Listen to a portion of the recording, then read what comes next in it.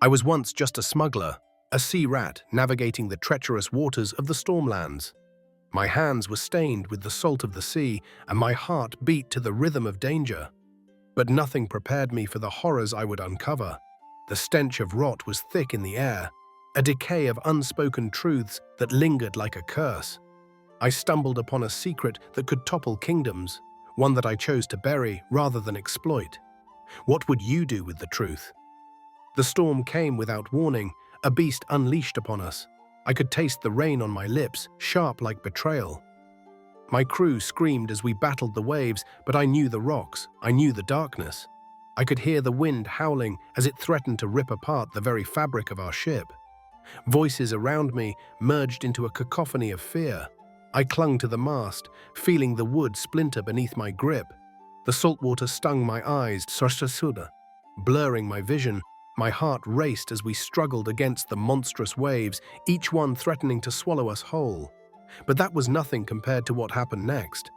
I washed ashore on the Isle of Silence, an island cursed and forgotten. The air was thick with the whispers of the damned, and as I stumbled into the depths of the caves, the weight of the world pressed down upon me. The echoes of my footsteps seemed to mock me in the stillness. The rocks loomed around me like ancient sentinels guarding their dark secrets.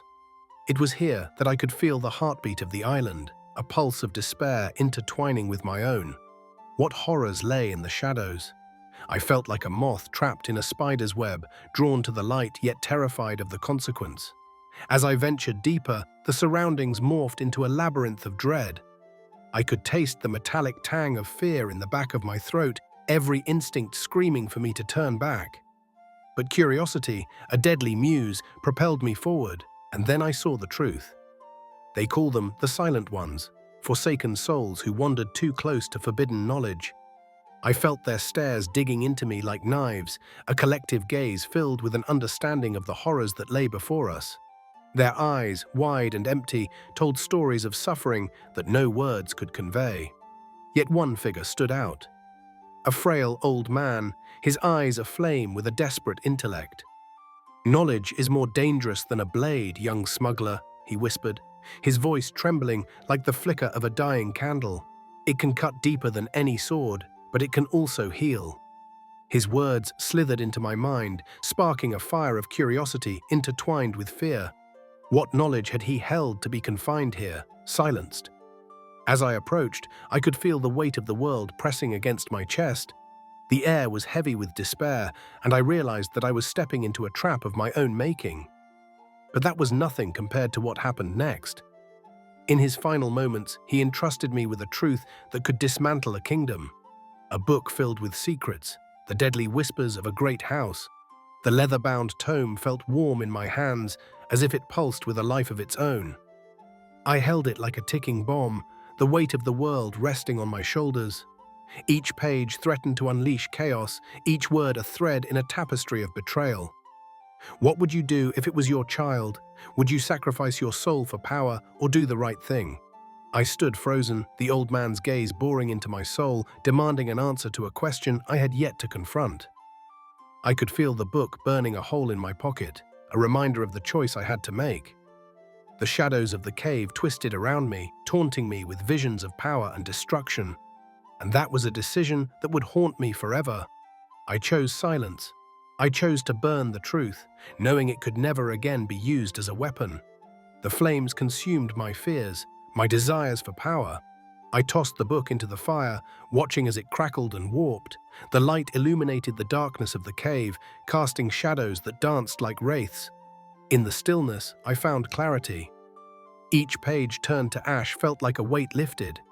Yet the burden of my choice lingered like smoke in the air. A part of me was set free, but another was shackled with guilt. Years later, standing before King Stannis, I became his voice of reason. A man who had no sword, yet saved more lives than an army. The court was a theater of deception, where every noble wore a mask, and I, a humble smuggler, had found myself in the center of it all. The tension crackled like static electricity, filling the air with foreboding. "You're the only one who dares to tell me the truth I don't want to hear," Stannis said, his voice a low growl. I felt the weight of his gaze, a mixture of frustration and respect. My heart raced as the realization hit me. My silence was no longer an option. I had chosen honesty in a world that craved lies. But that was nothing compared to what happened next. As the battle raged, I stood firm. It was not with a sword that I would change the outcome, but with my words. The clang of steel and the cries of the wounded surrounded me, a symphony of chaos. Each clash of metal echoed the conflict within my soul. I felt the suffocating grip of fear, yet I stepped forward, my voice rising above the din, because a true knight is not one who fights, but one who speaks the truth when all else is silent. In the heart of the storm, I found my voice. I recounted the horrors of the past, the lessons learned from the silent ones, and the weight of knowledge I had chosen to bury. I urged Stannis and his men to remember that their strength lay not merely in numbers, but in the truth they carried. As my words resonated through the battlefield, I could see the flicker of understanding in their eyes. A fire ignited within them, a collective realization that we were not merely warriors, but guardians of something greater.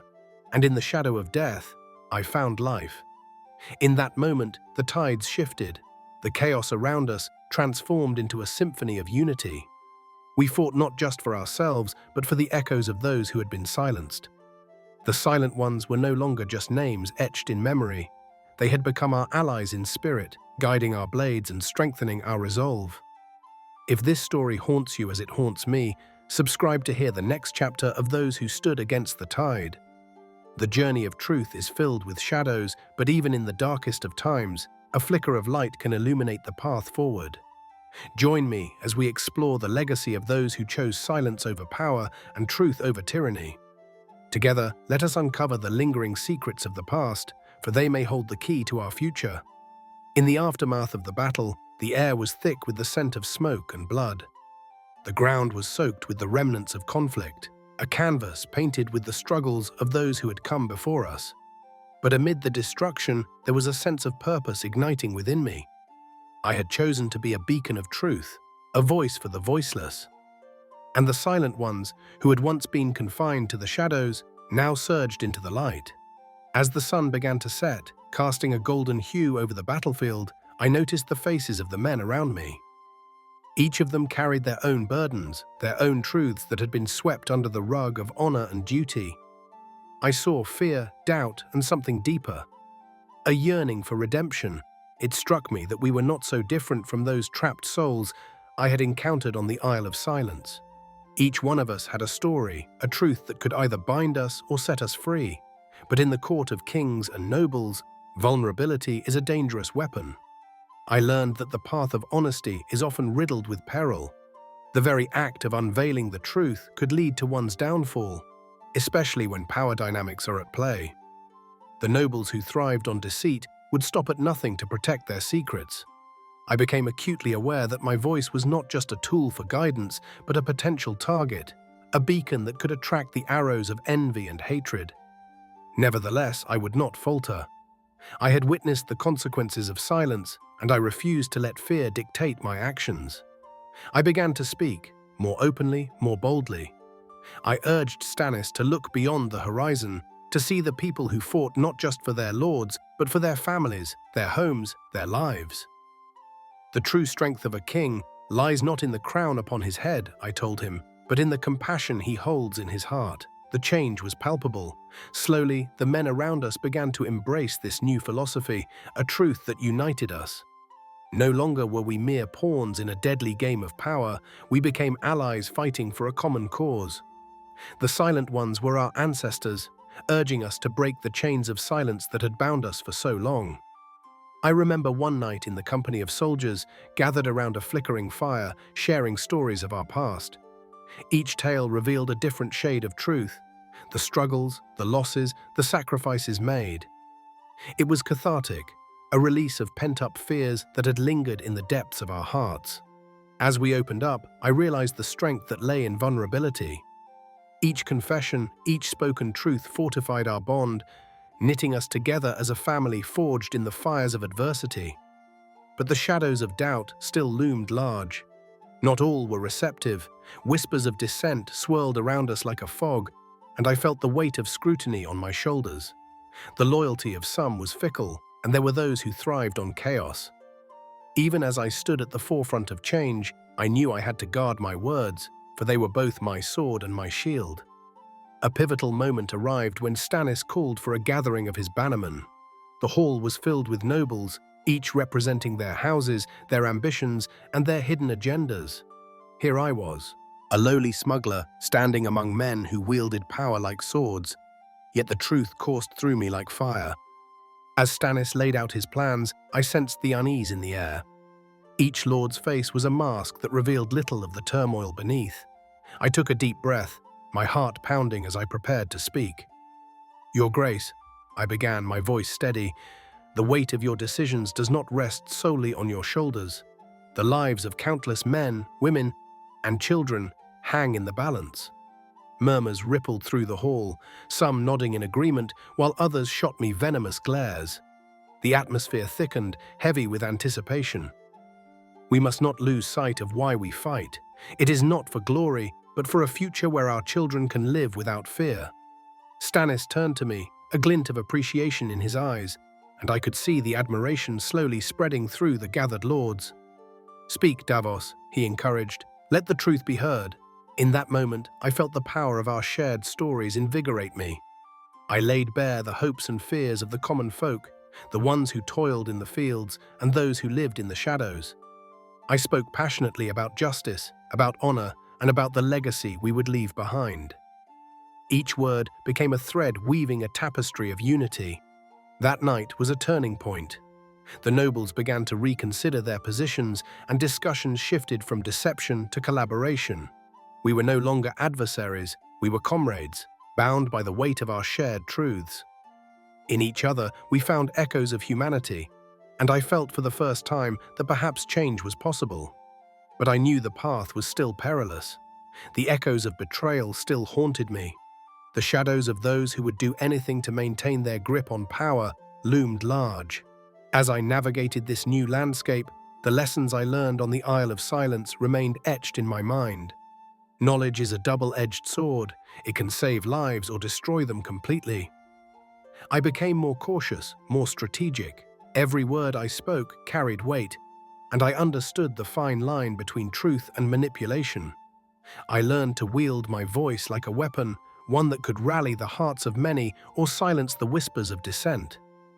In a world where silence often spoke louder than words, I had to ensure that my truths resonated with purpose. As I stood beside Stannis, a tumultuous journey unfurled before us, one fraught with peril but also filled with the promise of change. The Silent Ones had shown me the path of courage, and now I had taken up the mantle of their legacy. In the face of uncertainty, I resolved to keep speaking the truth, to be the conscience of the throne. And so, as the sun rose over the horizon, I made a vow to myself. I would not let fear dictate my actions. I would fight for those who could not fight for themselves, and I would let my voice carry the weight of their unspoken truths. If this story resonates with you and compels you to seek out more tales of courage and conviction, subscribe now. Join me on this journey as we navigate the murky waters of truth and power, uncovering stories that linger in the shadows, waiting to be told. Together, we can shine a light on the hidden corners of history and honor those who dared to speak out against the tide.